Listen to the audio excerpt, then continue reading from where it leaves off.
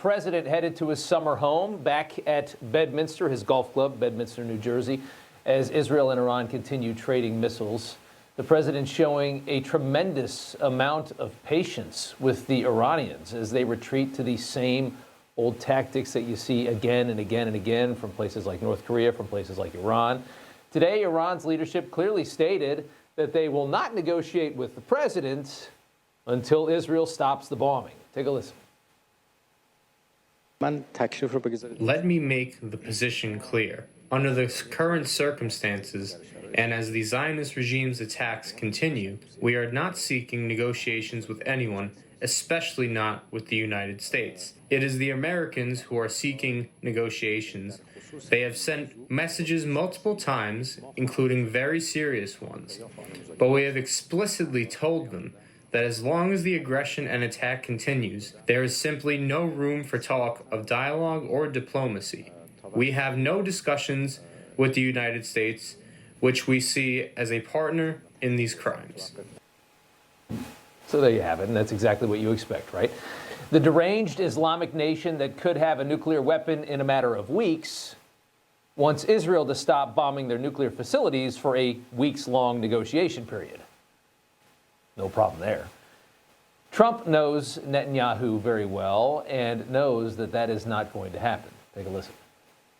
The Iranian foreign minister this afternoon said if the U.S. is serious about negotiations, that you would call up Israel and request that they stop their airstrikes. Will you make that request?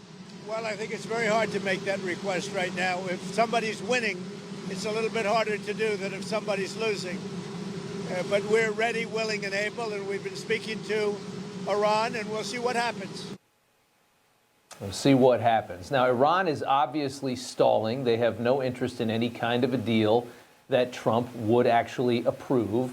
They want the old deals, of course, where we pay billions and billions of dollars so that they don't nuke Israel or the United States. Yes, we are that big of a doormat, or at least we were. Essentially, what Iran has gotten used to, give us money, we'll use your money to fund terrorism throughout the Middle East, and if you don't pay us, if you do pay us enough, we promise we won't at least drop a nuke. So we're going to use your money to fund terrorism, but we promise we won't use it to build a nuclear bomb. And the Obama-Biden people that have run this country for 12 of the last 16 years were dumb or corrupt enough to let them get away with this. It's that bad. It really is. And again, we talk a lot about Robert Malley in the Biden State Department. These are people, these are Obama holdovers. These are people that are literally Iranian propagandists that work in our State Department. That's how they got deals that bad. And to add insult to injury, Iran still cheated those deals. They got a deal like that, all that money to just not build a nuclear weapon, and they still built a nuclear weapon, enriching uranium past acceptable levels, getting themselves on the way to building a nuclear weapon. Under the JCPOA, Iran got nearly a 4-week heads up before any inspections of the nuclear facilities. Can you imagine? You have a nuclear facility, you make a promise to not go past a certain level of uranium enrichment, and then you cheat on that, and they give you 4 weeks as a heads up. I mean, who in the hell puts these kind of deals together? That's the only deal, the only kind of deal that Iran wants to sign now. That's what we've gotten Iran used to. Here was Netanyahu earlier today. He gave them the chance to do it through negotiations. They strung him along. You don't string along Donald Trump. He knows the game. And I think that we're both committed to making sure that Iran will not have a nuclear weapon, and they won't. So we're back to wait and see, right? How much patience does the president have? He has a lot right now. One thing is very clear. The big-name MAGA critics who earlier this week claimed that Trump was rushing us into a war have really missed the mark. This week, the IAEA, a very un-MAGA nuclear watchdog, agreed with the White House assessment that Iran could have nuclear weapons within weeks, which, by the way, fully validates the decisions that he's making, the things that he's thinking about right now, the justifications he's trying to find. They're there. And they've been verified by outside places. And knowing that, Trump is still showing a tremendous amount of restraint in this moment and a tremendous amount of patience. Some would say probably too much patience. And when asked today about our potential involvement, Trump ended with his hope that nothing has to happen even at all. Take a listen. Prime Minister Netanyahu said that they had the capacity to take out all of Iran's nuclear facilities. So what role would the U.S. be able to play, and why would they, if Israel says that they have all of the abilities, their own military? I'm not sure he said that, but they really have a very limited capacity. They can break through a little section, but they can't go down very deep.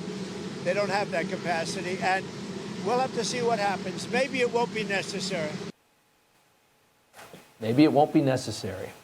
Still hoping that they can figure out a way to a deal. As much BS as Iran has put this White House through, and after those 60 days where they just didn't want to negotiate at all, and the frustration that comes from that, especially for the president, he's still giving them this last chance, because the last thing he wants to do is get involved. This is not a warmonger. The critics are wrong about him. His own friendly critics, very wrong about him in this moment. The State Department reiterating the same thing today. Take a listen. As you do know, of course, from the president's remarks, is that he still holds out the hope for negotiations. And there's also been a reinforcement that Iran and its proxy should not target U.S. interests or personnel. And if they do, the consequences will be dire. So we can reinforce that. And of course, the ultimate red line, which has been repeated constantly, Iran cannot have a nuclear weapon. That is not a negotiable dynamic. No nuclear weapons, except we mean it this time. It's a deal that Iran will not be able to cheat, which makes you wonder if they would ever sign it. Remember this from Obama's Iran deal, from Reuters, this reporting. The United States and its negotiating partners agreed in secret to allow Iran to evade some restrictions in last year's landmark nuclear agreement in order to meet the deadline for it to start getting relief from economic sanctions. The exemptions are loopholes and are happening in secret, and it appears that they favor Iran. The administration, the White House, the Obama administration, loopholes on a deal worth billions and billions of your dollars that only demanded that Iran not enrich uranium past a certain point, and Iran just cheated it anyways and enriched uranium past that point. They must think we are the biggest suckers in the world, and they love that. It's different now, though. They also continue to fund terror attacks throughout the region, and you were paying for it.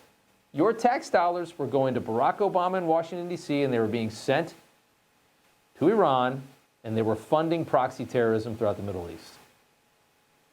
Look at the money. $1.7 billion in cash, January 2016, August 2016, $400 million in cash on a jet. You remember that? And all the excuses that they made. Oh, it's this and that. Oh, yeah. They gave them money. We're just relieving sanctions. You're giving them billions and billions of dollars. Example 1,000 of why Obama was such a disaster, a soft spot for terror regimes, and a lot of people working in the State Department that absolutely hated Israel and seemed to love terror-producing nations for some reason. You know, everybody's reporting the same stories, the same spin. You turn the channel, it's always the same. But not us. We're different. We report the real news. No spin, just the facts. Turn to us, and you won't turn back. Tune in to Rob Schmitt tonight on Newsmax.